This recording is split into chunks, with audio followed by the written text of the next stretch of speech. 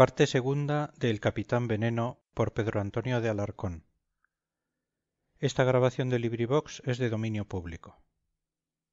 Vida del hombre malo. Número 1. La segunda cura. A las 8 de la mañana siguiente, que por la misericordia de Dios no ofreció ya señales de barricadas ni de tumulto, misericordia que había de durar hasta el 7 de mayo de aquel mismo año, en que ocurrieron las terribles escenas de la Plaza Mayor, hallábase el doctor Sánchez en casa de la llamada condesa de Santurce, poniendo el aparato definitivo en la pierna rota del Capitán Veneno. A éste le había dado aquella mañana por callar. Sólo había abierto hasta entonces la boca, antes de comenzarse la dolorosa operación, para dirigir dos breves y ásperas interpelaciones a doña Teresa y a Angustias, contestando a sus afectuosos buenos días. Dijo a la madre: «Por los clavos de Cristo, señora, ¿para qué se ha levantado usted estando mala? ¿Para que sean mayores mi sofocación y mi vergüenza? ¿Se ha propuesto usted matarme a fuerza de cuidados?»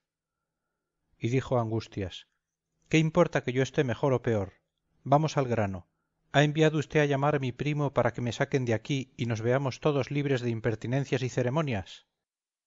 «Sí, señor Capitán Veneno, hace media hora que la portera le llevó recado», contestó muy tranquilamente la joven, arreglándole las almohadas.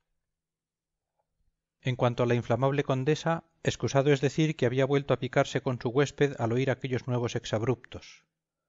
Resolvió por tanto no dirigirle más la palabra, y se limitó a hacer hilas y vendas y a preguntar una vez y otra con vivo interés al impasible doctor Sánchez cómo encontraba al herido, sin dignarse nombrar a éste, y si llegaría a quedarse cojo, y si a las 12 podría tomar caldo de pollo y jamón, y si era cosa de enarenar la calle para que no le molestara el ruido de los coches, etcétera, etcétera. El facultativo, con su ingenuidad acostumbrada, aseguró que del balazo de la frente nada había ya que temer, gracias a la enérgica y saludable naturaleza del enfermo, en quien no quedaba síntoma alguno de conmoción ni fiebre cerebral. Pero su diagnóstico no fue tan favorable respecto de la fractura de la pierna. Calificóla nuevamente de grave y peligrosísima, por estar la tibia muy destrozada, y recomendó a don Jorge absoluta inmovilidad si quería librarse de una amputación y aun de la misma muerte. Habló el doctor en términos tan claros y rudos no sólo por falta de arte para disfrazar sus ideas, sino porque ya había formado juicio del carácter voluntarioso y turbulento de aquella especie de niño consentido. Pero a fe que no consiguió asustarlo. Antes bien le arrancó una sonrisa de incredulidad y de mofa. Las asustadas fueron las tres buenas mujeres: doña Teresa por pura humanidad, Angustias por cierto empeño hidalgo y de amor propio que ya tenía en curar y domesticar a tan heroico y raro personaje, y la criada por terror instintivo a todo lo que fuera sangre, mutilación y muerte. Reparó el capitán en la zozobra de sus enfermeras y, saliendo de la calma con que estaba soportando la curación, dijo furiosamente al doctor Sánchez: «Hombre, podía usted haberme notificado a solas todas esas sentencias. El ser buen médico no releva de tener buen corazón. Dígolo porque ya ve usted qué cara tan larga y tan triste ha hecho poner a mis tres Marías». Aquí tuvo que callar el paciente, dominado por el terrible dolor que le causó el médico al juntarle el hueso partido. Va, continuó luego, para que yo me quedase en esta casa. Precisamente no hay nada que me subleve tanto como ver llorar a las mujeres. El pobre capitán se calló otra vez y mordióse los labios algunos instantes, aunque sin lanzar ni un suspiro. Era indudable que padecía mucho. Por lo demás, señora, concluyó dirigiéndose a doña Teresa, figúraseme que no hay motivo para que me eche usted esas miradas de odio, pues ya no puede tardar en venir mi primo Álvaro y las librará a ustedes del Capitán Veneno. Entonces verá este señor doctor. Cáspita, hombre, no apriete usted tanto. Qué bonitamente, sin pararse en eso de la movilidad.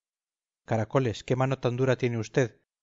Me llevan 4 soldados a mi casa en una camilla y terminan todas estas escenas de convento de monjas. Pues no faltaba más. Calditos a mí sustancia de pollo, a mí enarenarme la calle. ¿Soy yo acaso algún militar de Alfeñique para que se me trate con tantos mimos y ridiculeces? Iba a responder doña Teresa apelando al ímpetu belicoso en que consistía su única debilidad, y sin hacerse cargo por supuesto de que el pobre don Jorge estaba sufriendo horriblemente, cuando por la fortuna llamaron a la puerta y Rosa anunció al marqués de los Tomillares. Gracias a Dios, exclamaron todos a un mismo tiempo, aunque con diverso tono y significado. Y era que la llegada del marqués había coincidido con la terminación de la cura. Don Jorge sudaba de dolor. Diole Angustias un poco de agua y vinagre y el herido respiró alegremente, diciendo: «Gracias, prenda». En esto llegó el marqués a la alcoba, conducido por la generala. Número 2. Iris de paz. Era don Álvaro de Córdoba y Álvarez de Toledo un hombre sumamente distinguido, todo afeitado, y afeitado ya a aquella hora, como de 60 años de edad, de cara redonda, pacífica y amable, que dejaba traslucir el sosiego y benignidad de su alma, y tan pulcro, simétrico y atildado en el vestir que parecía la estatua del método y del orden. Y cuenta que iba muy conmovido y atropellado por la desgracia de su pariente, pero ni aun así se mostró descompuesto ni faltó en un ápice a la más escrupulosa cortesía. Saludó correctísimamente a Angustias, al doctor y hasta un poco a la gallega, aunque ésta no le había sido presentada por la señora de Barbastro, y entonces, y sólo entonces, dirigió al capitán una larga mirada de padre austero y cariñoso, como reconviniéndole y consolándole a la par, y aceptando, ya que no el origen, las consecuencias de aquella nueva calaverada. Entretanto doña Teresa y sobre todo la locuacísima Rosa, que cuidó mucho de nombrar varias veces a su ama por los dos títulos en pleito, enteraron velis nolis al ceremonioso marqués de todo lo acontecido en la casa y sus cercanías desde que la tarde anterior sonó el primer tiro hasta aquel mismísimo instante, sin omitir la repugnancia de don Jorge a dejarse cuidar y compadecer por las personas que le habían salvado la vida. Luego que dejaron de hablar la generala y la gallega, interrogó el marqués al doctor Sánchez, el cual le informó acerca de las heridas del capitán en el sentido que ya conocemos, insistiendo en que no debía trasladársele a otro punto, so pena de comprometer su curación y hasta su vida. Por último, el buen don Álvaro se volvió hacia Angustias en ademán interrogante, o sea, explorando si quería añadir alguna cosa a la relación de los demás, y viendo que la joven se limitaba a hacer un leve saludo negativo, tomó su excelencia las precauciones nasales y laríngeas, así como la expedita y grave actitud de quien se dispusiese a hablar en un senado, era senador, y dijo entre serio y afable: «Pero este discurso debe ir en pieza separada, por si alguna vez lo incluyen en las obras completas del marqués, quien también era literato, de los apellidados de orden». Número 3. Poder de la elocuencia.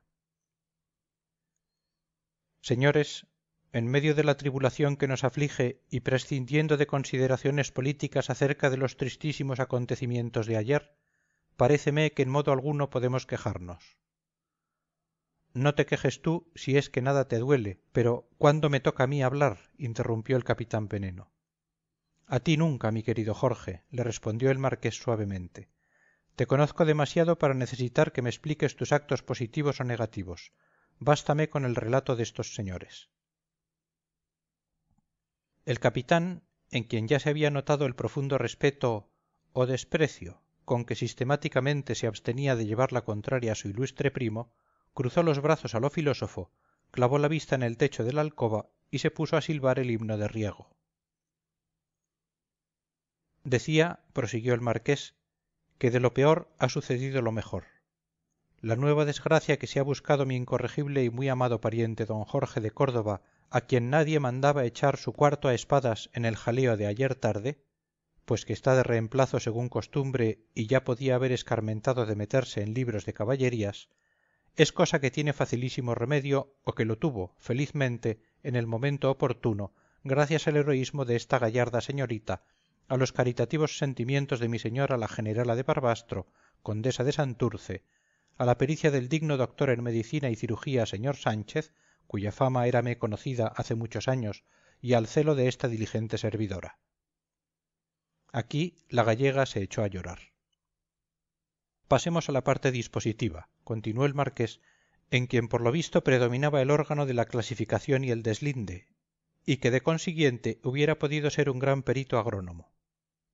Señoras y señores, supuesto que a juicio de la ciencia, de acuerdo con el sentido común, fuera muy peligroso mover